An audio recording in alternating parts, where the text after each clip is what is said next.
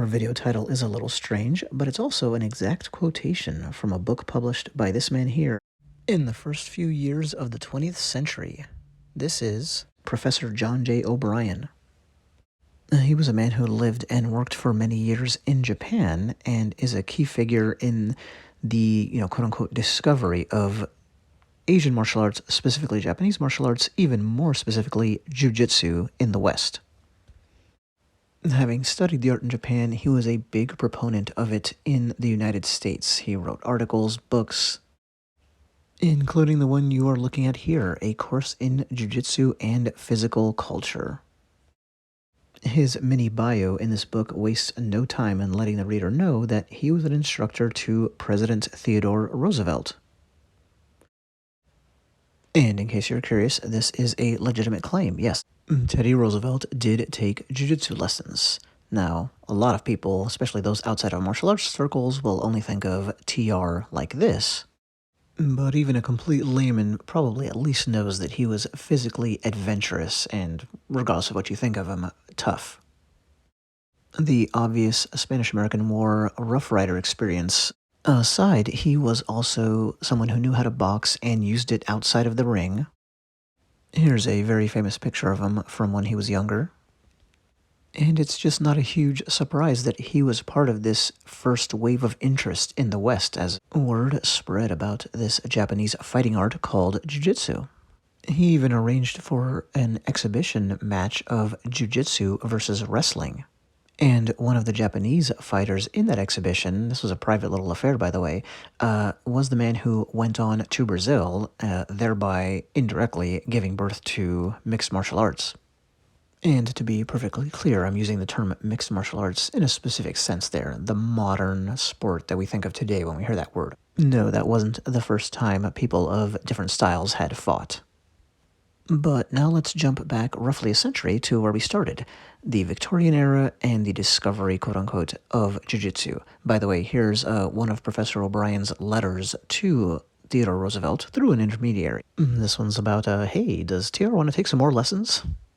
I think he understood what that could mean for his career, and in fact, a lot of the early articles in America mention that. It's almost mandatory that they mention, and they make it sound like TR's become a lifelong adherent to it, which he did not become. But yeah, people were generally impressed with these ingenious techniques. There was not, I wouldn't say there was nothing like it in the West, but there wasn't much like it, and not a lot of it.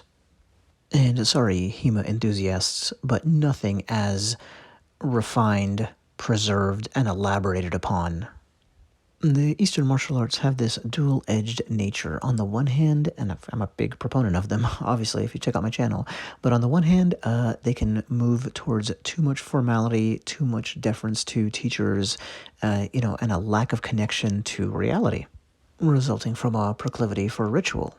But two of the things they have going for them, kind of speaking generally here, of course, it's a whole part of the world, but, and there's more than two, but the two to highlight are preservation and systemization. Jiu-Jitsu comes from the Japanese battlefields and, to samurai fighting, and you say, hey, I can apply this joint lock or this limb break even if somebody is wearing armor. And those moves were preserved and then, tweaked, elaborated upon, etc. But if we want to know, a lot about what hand-to-hand moves European knights used when their weapons failed them, we're just staring at, little snippets of information, tiny little scraps, really. I mean, honestly, big picture. So this highly refined art makes it over to the West, and as you can see here, it's embraced also by women in certain quarters. There's a lot of vintage images around that. But anyway, by now you're probably saying, yeah, but what about the anti-constipation headline? And that was part of this humorous, in retrospect, salesmanship that was being used to push this. So all kinds of claims are made, and now I'm going to read some of them to you from O'Brien's previously mentioned book. Quote, Jiu-Jitsu is the most wonderful system of physical training the world has ever known, end quote. Well, that's a bold point. He really goes on with this thread of how better it is for your body than anything else. Quote, Jiu-Jitsu develops every muscle and strengthens every organ in the human body. It does not produce knotted muscles, but develops the body harmoniously and uniformly. It affects those minute muscles which are not reached by any other system, end quote. You can see how the zeal is leading to some outrageous claims.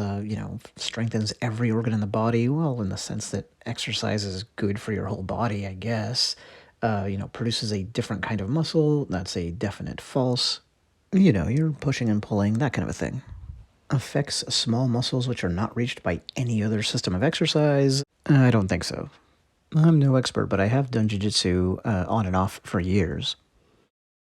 The hyperbole only continues, quote, "The man or woman who devotes 10 minutes daily to the practice of jiu-jitsu will enjoy a degree of health and strength that will make him or her thoroughly alive and fully conscious of the possession of perfect manhood or womanhood," end quote. Wow, perfect manhood or womanhood in just 10 minutes a day? Yeah, that part really comes off as kind of snake oily. And the last part I want to highlight along those lines is my favorite. And of course, what gave the video its title. Jiu-Jitsu is also a natural and positive cure for constipation, indigestion, and all forms of dyspepsia, insomnia, pulmonary troubles, and lack of vitality. How about effectiveness? Quote, "Jiu-Jitsu is as potent at short range as the most deadly weapon that human ingenuity has devised. A Japanese skilled in this art has no fear of any form of personal attack. He will even defend himself unarmed against the swordsman and emerge from the combat victorious," end quote. And pretty much everything in that statement is delusional. I'm showing a picture and then another one of one of the many exposés of fake, ridiculous, so-called martial artists. And yeah, it's easy to laugh off these guys who say they can block a punch with their chi, with their energy, and then of course they can't. Or the master who sends 20 students sprawling away in the air because supposedly he just, repelled them all with his energy, like in this next picture. But more importantly, there are ridiculous claims made by legitimate martial artists practicing legitimate martial arts, like jiu-jitsu, right? This eminently practical art. But even someone grounded in that, like Professor O'Brien, he is not alone, and it's not just people in the past. It happens every day today. It's even martial artists who are real and serious martial artists and not pure scammers like the ones we just saw. Even they can fall for, and often do, for drinking their own Kool-Aid. Saying that if you're proficient in jiu-jitsu, you should have no fear of any form of personal attack. I mean, that's absolutely ridiculous. Sure, it's possible for an unarmed man to take out a swordsman, but the odds are not in his favor. That's putting it mildly. And that's a sword, even just a knife. Never underestimate how deadly a knife is, which many martial arts schools do, by the way. As one instructor told a friend of mine, a dearly departed friend of mine, this was a guy who had, let's just say, a lot of real-world experience. He said, if somebody has a knife and they don't know what they're doing, that's maybe one thing. If they have a knife and they know what they're doing, you have two choices. Shoot them or run. And this is the downside that you have to watch out for in the martial arts, and not just the Eastern martial arts, right? Thinking you have a superpower. And this is the kind of thing you see recur throughout the early literature in the West, talking about these Asian arts. It kind of seems so amazing to them that then they really would write, in all seriousness, anyone who applies this one technique or practices it for a little bit can easily disable the strongest attacker, etc. And to that point, here's the final thing I'm going to quote from this book in this video. Quote, "We give in this book 28 illustrated lessons in jiu-jitsu by Professor Brian and James Clinton, one of the world's greatest physical culture instructors. Any person of ordinary intelligence, by studying these lessons, can, with a little practice, become eminently proficient in jiu-jitsu," end quote. And anyone who's ever taken a martial art knows how ludicrous that claim is. So a snapshot in time, but also a reflection of the present. I mean, this still reminds you of ads you'll see today, digital ones, right? Learn this one trick for self-defense that's guaranteed to knock out your opponent or whatever. And the nuance that I've gone to pains to insist upon you noticing is that it's important to understand even legitimate arts can fall for this mode of thinking. And trust me, I see it all the time in real life. So, in summation, to the best of my knowledge, no, jiu-jitsu does not cure constipation. Thank you.